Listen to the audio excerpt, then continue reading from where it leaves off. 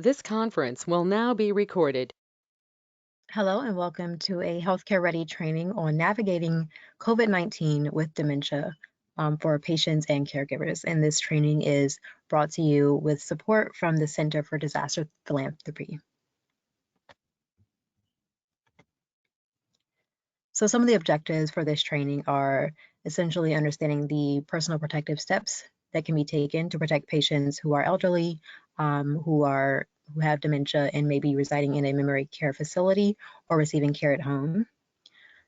Also learning about the resources that we make that can support these patients and can support the better understanding of navigating the healthcare system in times of crisis, and especially during the COVID-19 pandemic that we are facing right now. This also includes getting connected to information and the organizations that are already supporting patients with dementia, supporting elderly patients, and have great resources that we would love to connect you with. So first, a little bit about Healthcare Ready and what we do.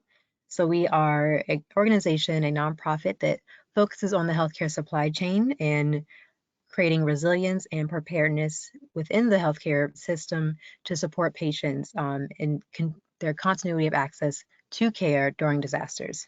So this includes disaster response support during times of crisis and other times throughout the year, preparedness programming and preparedness research that allows us to identify the challenges that exist in the healthcare system, to strengthen it against disasters, and identify the challenges that patients face when accessing care during disaster. Here are some highlights on the patient impacts that we have been able to successfully do in recent disasters. And this includes establishing mobile pharmacies, transporting patients to care, arranging medical deliveries of supplies, providing information on the changing laws that allow patients to access medication during disaster, and providing patients with direct guidance when they reach out to our hotline and our alerts team. Here's some additional call outs on support we have provided for patients. Here's a story, an example of a story of a patient reaching out to access their medication, access their treatment, and the resources we were able to provide. And so the work we do spans a number of different areas, but a lot of relationship building, connection between the healthcare facilities and the healthcare system that we partner with, connecting it with patients who are looking for resources and information, and ensuring deliveries of supplies that are able to happen during disasters against all the disruptions and challenges that exist when a disaster strikes. Our COVID-19 response has focused on a number of areas, but a lot of the key activities have centered around communicating the issues that may come across the supply chain organizations that are responding to COVID-19 and trying to ensure that medications are still available, that PPE is still available, and essentially trying to ramp up production, make efficient deliveries, understand the areas of greatest need, understanding where to provide the most support. These different issue areas, we are tracking these issues. We're providing analytical and strategic support to the supply chain, as well as providing essentially a linkage between the supply chain and the government. And this is from the federal level down to the local level. So the public health organizations all the way up to, HHS, the Department of Health and Human Services, and the emergency management agencies all the way up to FEMA. Essentially providing them with, again, strategic inputs, research support, coordination support, providing them with channels to connect with the healthcare supply chain that we are partnered with very closely, so they can get the information they need to get to the supply chain, and they can also receive the critical information they need to make decisions on the response. And it doesn't stop there. We also, of course, with this information and the expertise we have been able to gain through our coordination with the supply chain and with emergency management and with public health, we are able to provide information to the community organizers and to the individuals at the community level that are providing different kinds of support to actually help people protect their health in a direct way. Because we know the healthcare system isn't really just about making sure the healthcare facilities are supplied and resourced. It's also about making sure patients know how to access their medication, know how to access their facilities, and are able to access those channels.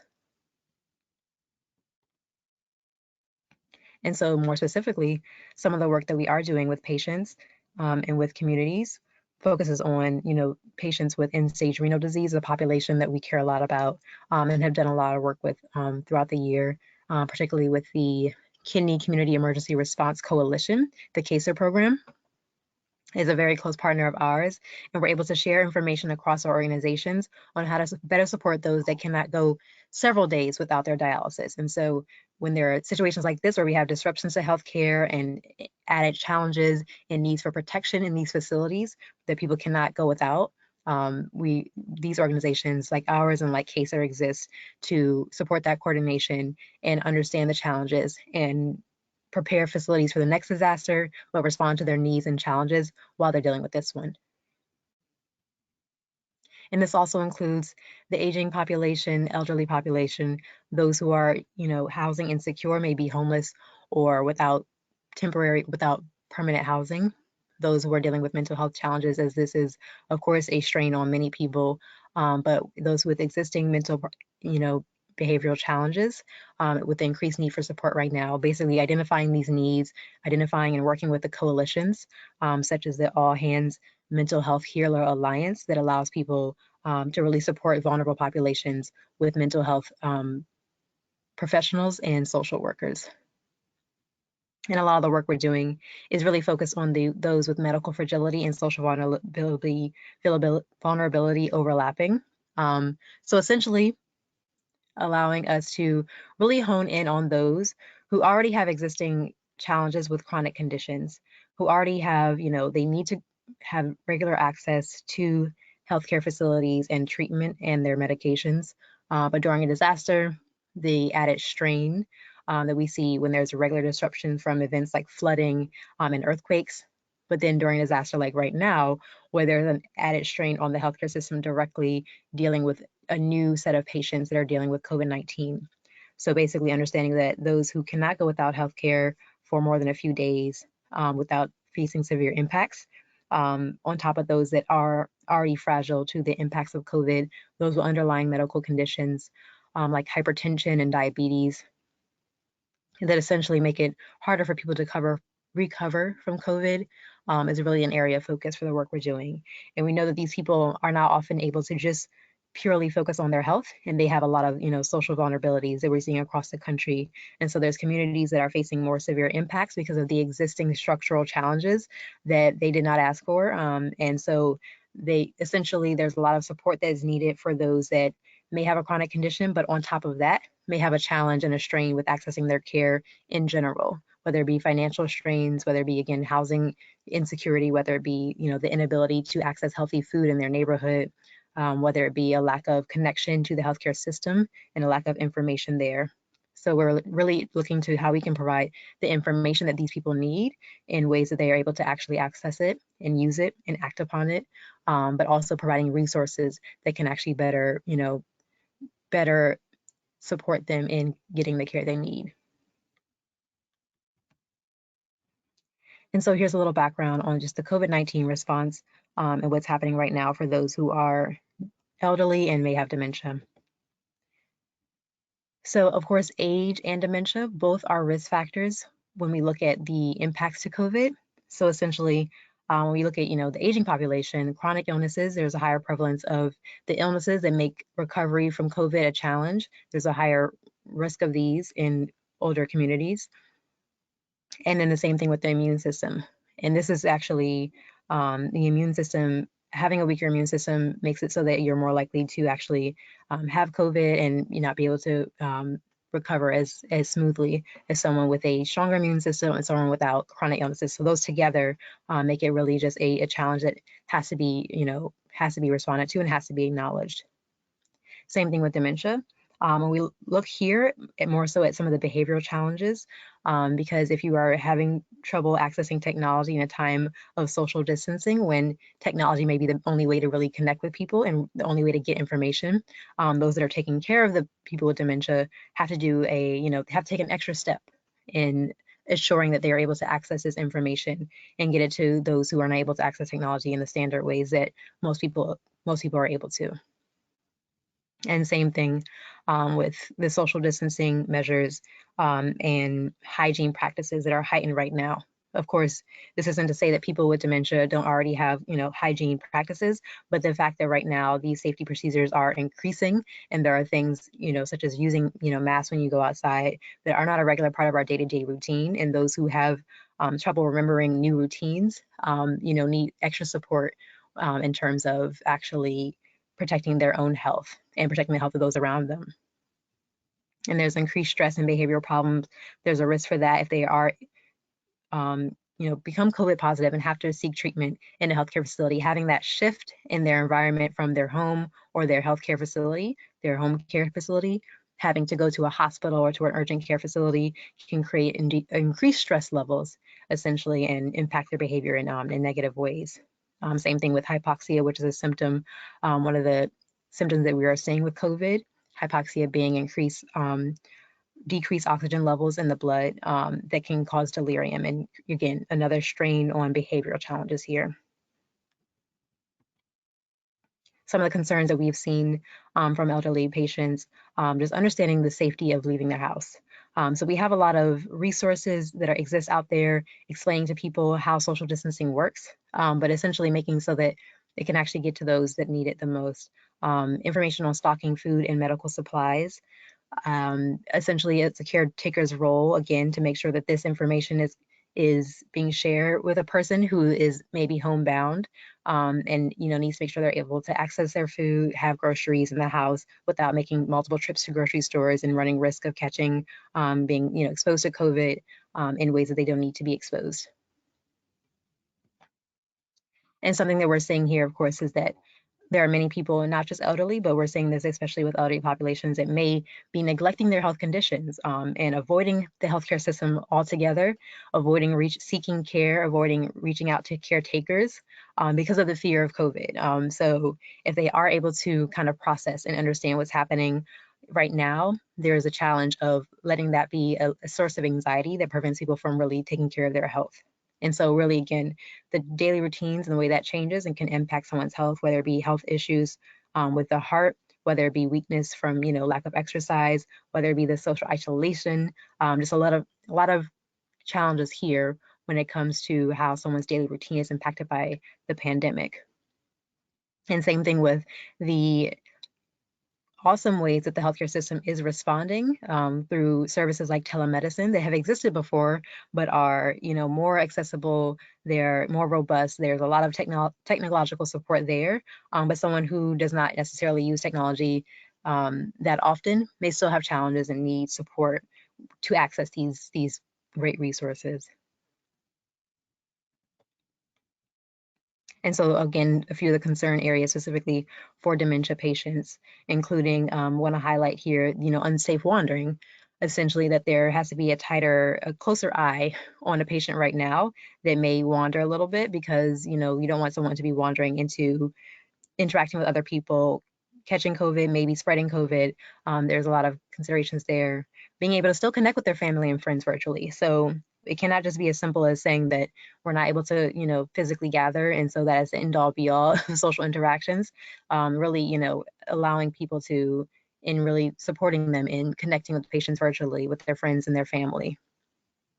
Again, we've already highlighted the changes in routine and the behavioral responses that can come out of that. And same thing with understanding the new procedures of hand washing a little bit more often, covering your cough even more carefully than we have ever before, and things like this.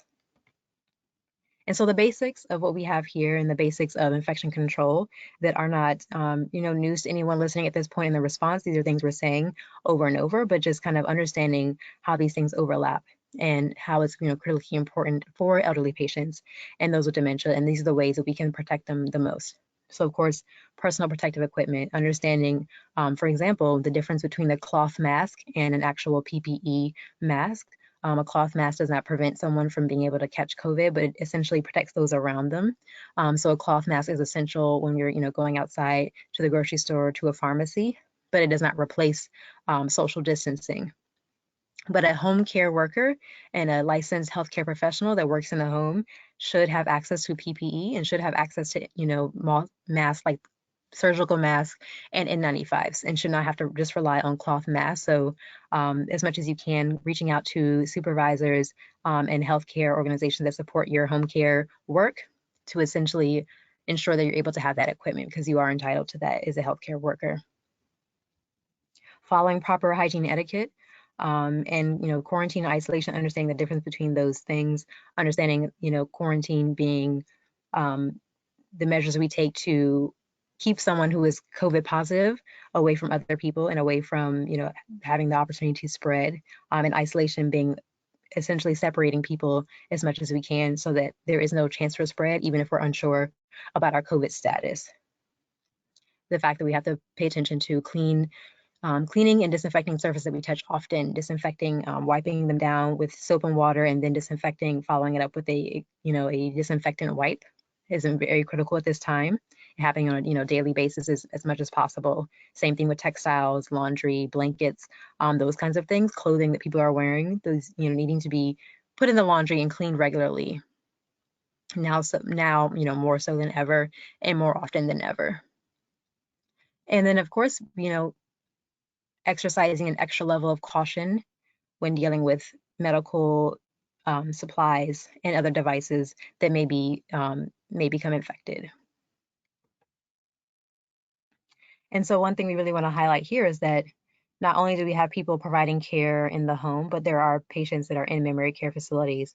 And really at this stage in the response, and this stage in the pandemic, unfortunately, we're at a place where many people are dealing with grief, because we're at a point where there are many facilities, nursing homes, memory care facilities, long-term care, assisted living facilities that have already dealt with a wave of cases and have already had extremely severe impacts. So really providing the emotional support, providing the self-care that's needed if you are a caretaker in a facility like this, these are just as critical to the response as the infection control procedures, and adjusting how we handle visitation. So really understanding the question we have to ask ourselves as caretakers, and those who work in the healthcare facility is basically how do we best support these patients, and how do we support them and their loved ones dealing with these extreme challenges.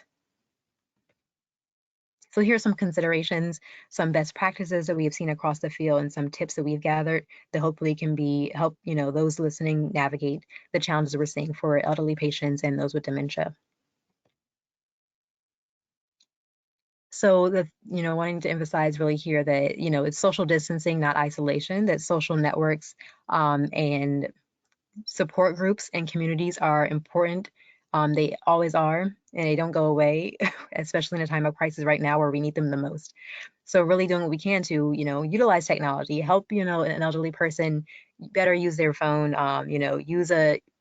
set up a video chat call with them, help them kind of navigate social media, maybe set up an account if they haven't ever used it before. But some of the ways that we can really ensure that, this time where we're physically distancing ourselves from each other does not mean that we have to be cut off from the support and the love that is needed to really, support our, mental health and just, our longevity through this response, especially for someone who has a higher risk for illness and a higher risk for, the stress levels and the concerns and the fears that can prevent someone from really recovering at a time like now.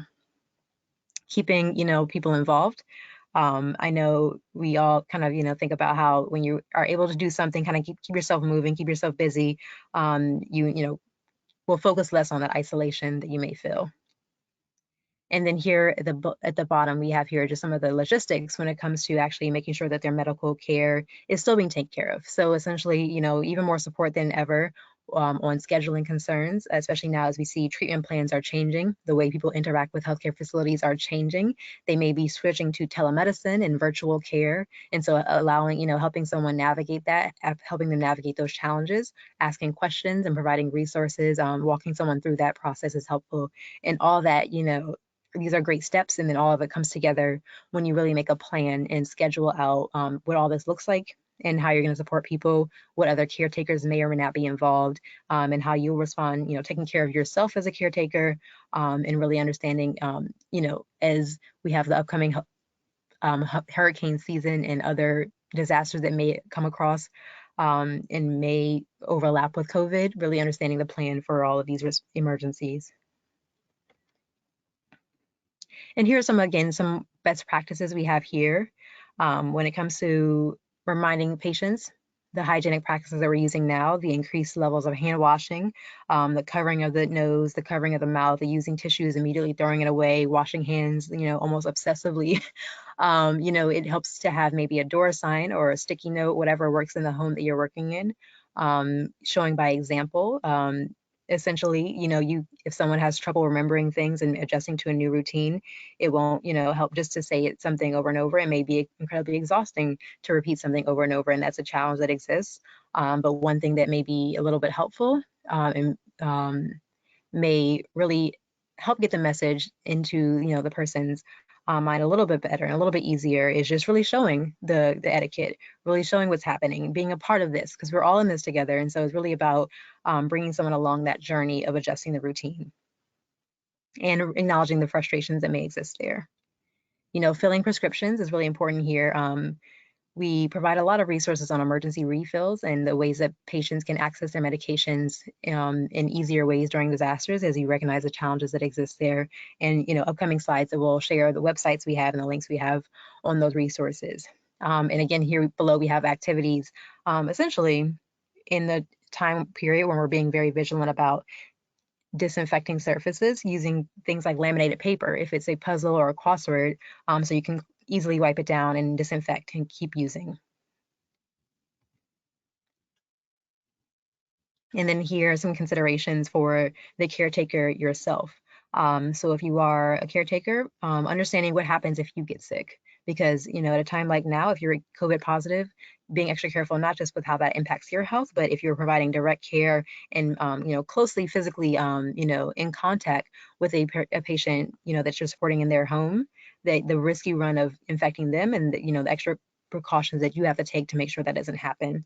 So recognizing that if you get sick, that you're, who is going to provide care in your absence. And same thing with self-quarantine. We touched on earlier how quarantine is essentially protecting yourself and protecting others if you have COVID, and if you have an infectious disease, isolating yourself from people so you're not able to spread it. But in a time like this, where everyone doesn't have access to a test, we're still, the healthcare system is still working to provide tests across the board.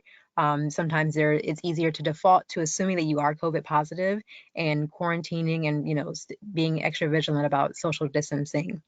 And understanding that, again, if you are COVID positive, there's a high risk that you're spreading this to your client or the person you're supporting, your family member, your loved one. And so really being extra cautious about that. And same thing with checking your temperature and your symptoms regularly, and checking on other caregivers.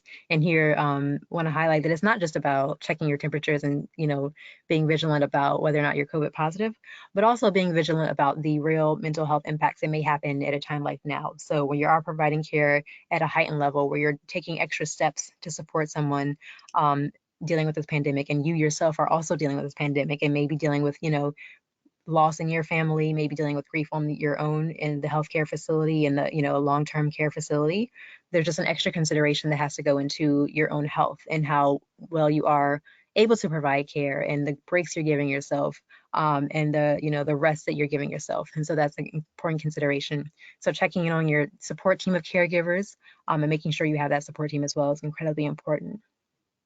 And responding, to signs of burnout, signs of stress, and seeking care and professional help when you need it. So here again, we're going to, talk about some of the resources we have at Healthcare Ready that can help with some of these activities. So during disasters, we always are providing, some standard resources such as RX Open. RX Open, found at rxopen.org, is a map of pharmacies that essentially shows what pharmacies are open and what pharmacies are closed during a disaster, so that patients who need, critical access to their medication or that pharmacy care, whether it be testing at a time like now, pharmacies are able to provide testing in some areas, essentially basically allows patients to find that pharmacy, check the status very easily, and receive the care that they need. This is the first time where we've actually activated RX Open for the entire country, all states and territories. Of course, usually we'll have, a hurricane in one area, maybe an overlapping disaster happening in another area, but this is the first time where all states are, impacted by one disaster. And so we have, the states are all activated for RX Open. We have Map Your Meds, which is a really great resource that helps point people to what is happening in their state when it comes to prescription refill laws. The insurance waivers, the prescription refill waivers that allow them to have better access to their care and their prescription medications. And all of these can actually be found on our COVID-19 resource site. And so you'll see we have healthcareready.org/COVID-19. If you go there, you can find all these resources and many more. And we link to several resources from our partners that have, direct support to those with specific chronic conditions. We have FAQs, the one highlighted above, the pharmacy and patient FAQ. You can also find on the Healthcare Ready COVID-19 resource site. And that FAQ really walks through, how these emergency refills work. So when you're able to access the Map Your Meds site, you're able to understand what's happening there and what that means and how that can help you. We walk through some of the considerations for telehealth and how that works, how to access testing for COVID-19, and some of those considerations. And just more of a breakdown of the COVID-19 patient side. Again, there's prescription resources. There's, we link to the CDC and the public health guidelines on what's happening and how to protect yourself during COVID-19. Of course, this response is developing as the science is developing. So it's very critical that people go to trusted sources of information. They go to public health agencies and they don't just rely on social media where things and messages might get confused. It might be changing so rapidly that messages are mixed up, but essentially kind of going to those basically the trusted public health sources. And so we do what we can to make sure that those are amplified on our site as well. We have an FAQ again on pharmacy refills discussed earlier. And so you can find this again on the healthcareready.org/resources page. And a lot of our resources are found on several different pages, essentially to make sure that everything is available. So no matter where you end up on our site, you're able to kind of make a few clicks and end up with something that's helpful. Once again, Map Your Meds. We're highlighting here what it looks like if you click on the state of Maryland. Essentially, it shows you, the emergency refill, how many days of medication you can get with an emergency refill according to Maryland's laws that have been relaxed during COVID-19, whether or not insurance companies are required to support and cover emergency refills, and the Medicaid and Medicare, those kind of programs, how they're adjusting their policies as well to provide better support during COVID. And really want to highlight here some of the resources that are specific to dementia care during COVID. Because again, Healthcare Ready, we really believe in amplifying the resources that exist and not just creating new resources or coming up with information ourselves or saying that we came up with it ourselves. So we really here highlight some really great organizations, the Alzheimer's Association, Dementia Friendly America, Dementia Care Center, that have very specific information on the tips for caring for dementia, tips for responding with dementia, and tips you can protect yourself if you have these conditions. And here's some additional resources from trusted, public health sources, the how-to guide for infection control, understanding and identifying, high-risk groups, understanding why, these groups may be at higher risk, and really what protection measures you can take to stay safe at a time like now. Of course, these are some of the basics of staying home, washing your hands, staying 6 feet apart from people, wearing a mask, cloth mask in public to protect others around you, covering your mouth, disinfecting surfaces. So some of the things that, again, it's really about heightened hygiene procedures, really, precautions against, spreading illness and infectious disease. And there's a study on dementia care during COVID-19, how it was impacted. This study is focusing on the response in China. And so there are a lot of lessons learned here in this report by the Lancet that essentially break down how dementia care specifically is impacted by COVID-19, a lot of the topic areas that we touched on earlier. And finally, we also want to highlight this really great resource from the National Council on Aging. It's not just dementia specific, but for elderly patients and aging populations across the board. And you can find this at the National Council of Aging website. But there's a lot of resources on, again, mental health concerns, finding benefits and insurance to cover essentially the healthcare needs that you may have during a disaster, and especially during this pandemic. So thank you for listening to today's presentation. We hope that you continue to connect with us and continue to find the resources and the links that you need to really protect your health during times of crisis, and to prepare your health for the next crisis. So you can find more information at healthcareready.org. And you can find pharmacy status information at rxopen.org. It is also found on our website. For questions and response related needs and requests, you can reach out to alerts@healthcareready.org. And you can also follow us on social media. We are found on Twitter at HC_ready. And you can also follow our team on Facebook and LinkedIn at Healthcare Ready. So again, thank you so much. And I hope this presentation has been helpful.